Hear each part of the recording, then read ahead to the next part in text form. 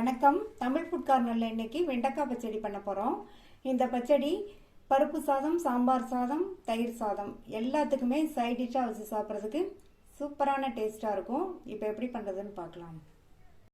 300 gram வெண்டைக்காயை wash பண்ணிட்டு cotton துணியில ஈரம் போக தொடச்சிட்டு இந்த மாதிரி சைஸ் துண்டுகளா கட் பண்ணி அதுக்கப்புறமா ஃபேன் காத்துல ஒரு 15 நிமிஷம் காய வச்சு எடுத்து வச்சிருக்கேன்.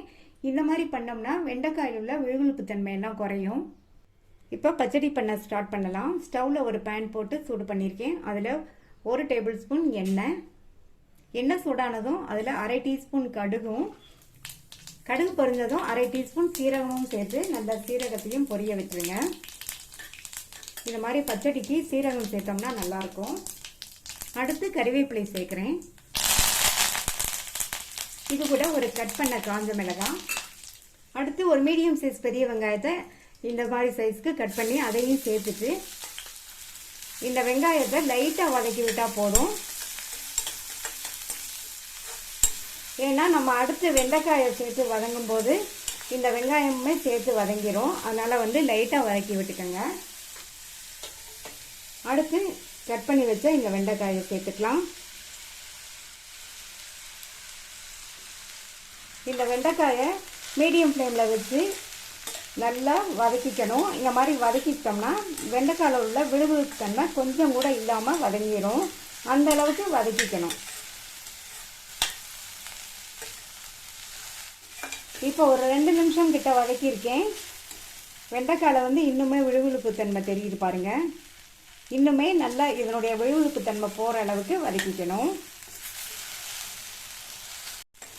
மறுபடியும் ஒரு 4 நிமிஷம் போல் வதக்கி வெண்டைக்காயில் உள்ள விழுவிழுப்பு தன்மையெல்லாம் கம்ப்ளீட்டாக போயிடுச்சு பாருங்கள். இந்த அளவுக்கு வதக்கிக்கணும். அப்போ தான் பச்சடி நல்லாயிருக்கும். அடுத்து இது கூட 2 சின்ன தக்காளியை குட்டி குட்டியாக கட் பண்ணி வச்சுருக்கேன். அந்த தக்காளியை சேர்த்துட்டு தக்காளியோடு சேர்த்து நல்லா மறுபடியும் ஒரு பரட்டி விட்டுருங்க. அடுத்து இது கூட 1/4 டீஸ்பூன் மஞ்சள் தூள், 1 டீஸ்பூன் தனி மிளகாத்தூள், 1 டீஸ்பூன் கொத்தமல்லி தூள். அதுக்கப்புறமா இந்த பச்சடிக்கு தேவையான அளவு உப்பையும் சேர்த்துட்டு ஒரு நெல்லிக்காய் சைஸ் அளவு புளியை ஒரு 1/4 கப் தண்ணியில் கரைச்சி வடிகட்டி எடுத்து வச்சுருக்கேன். அந்த புளி கரைசலையும் இப்போவே சேர்த்துடலாம். சேர்த்துட்டு நல்லா வதக்கி விட்டுருங்க. இந்த புளிக்கரைசல், தக்காளி, சேர்த்த மிளகாத்தூள், மல்லித்தூள் எல்லாத்தோட பச்சை வாசனை போகிற அளவுக்கு ஒரு 2 நிமிஷம் எல்லாமே நல்லா ஒன்றா சேர்ந்து வதங்கிட்டு இருக்கட்டும். நான் இதில் தனி மிளகாத்தூளும் மல்லித்தூளும் சேர்த்துருக்கேன். இதுக்கு பதில் நீங்கள் உங்கள் காரத்துக்கு தகுந்தபடி குழம்பு மிளகாய் தூளோ அல்லது சாம்பார் தூளோ சேர்த்துக்கங்க. சேர்த்த புளிக்கரைசல், மசாலா தூள் இது 2ஓட பச்சை வாசனையும் நல்லா போயிடுச்சு. இப்போ தண்ணி சேர்க்கணும். தண்ணி நான் 3/4 கப் தண்ணி சேர்க்க போகிறேன்.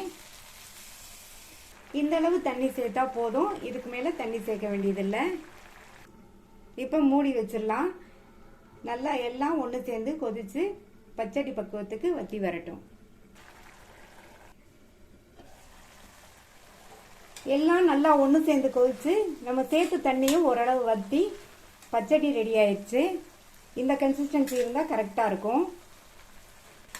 இப்போ ஸ்டவ் ஆஃப் பண்ணிடலாம். சுவையான வெண்டைக்காய் பச்சடி ரெடி ஆயிடுச்சு. நீங்களும் இதை ட்ரை பண்ணி பார்த்துட்டு உங்கள் கமெண்ட்ஸை சொல்லுங்கள். தேங்க்யூ.